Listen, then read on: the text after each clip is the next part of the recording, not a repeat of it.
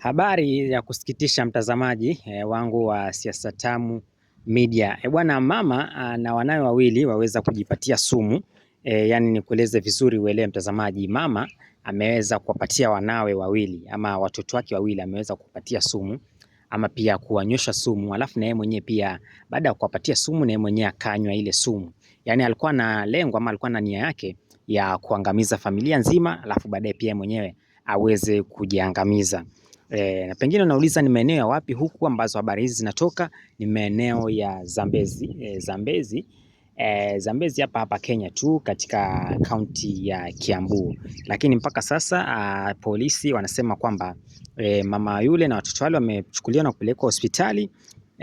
Lakini pia mtoto mmoja amefariki, lakini yule mama na mwanawe mmoja bado anaendelea vizuri na wamepata matibabu. Mtazamaji, dunia hii haina huruma na hizi kesi zimekuwa ni nyingi mtazamaji. Sijui ni vitu gani hasa vinafanya mpaka mama ama mzazi ambaye amezaa watoto wake mwenyewe kwa uchungu, lakini baadaye mwisho siku anakuja kufanya jambo kama hili. Pengine mimi ndio sielewi mtazamaji, kama unaelewa ni kwa nini sana sana watu wanafanya namna hii, ama kwa nini wamama wanafanya vitu kama hivi. Kwa sababu hizi kesi zimekuwa ni nyingi sana. Zimekuwa ni nyingi, zinatokea mama anajitia kitanzi, ama mama anakunywa sumu, ama anawapa watoto wake sumu alafu mwenyewe anakunywa sumu pia. Saa zingine unapata mama naye anajitia kitanzi na watoto wake. Sijui ni sababu gani ambazo zinafanya mpaka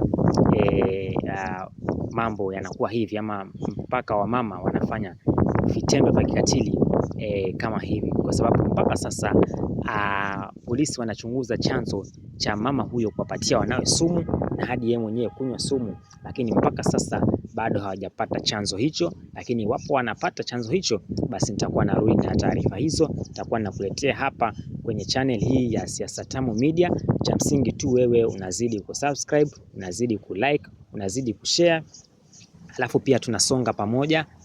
Kama kawaida unapo subscribe ndio na mimi nikipata taarifa zingine nikikuletea tu unakuwa wa kwanza kuzipata. Kwa hiyo unani support na mimi ninakupatia vitu halisi kama hivi. Bwana, lakini pia ukiangalia upande mwingine mama kama amekosea hivi. Unajua mtazamaji, kama umekuwa ukinifuatilia, nimekuwa nikikupa ushauri pia. Ikiwa mambo ni magumu, tafuta mwenzako muweze kumshauri, ama kuna mashirika mengine haya guiding and counseling. Nafuata yale mashirika, yanakupa ushauri, ni bure tu, haulipi lolote. Lakini kujitia kitanzi, unajua sio suluhisho ya matatizo yako. Siasa Tamu Media, zidi kusubscribe.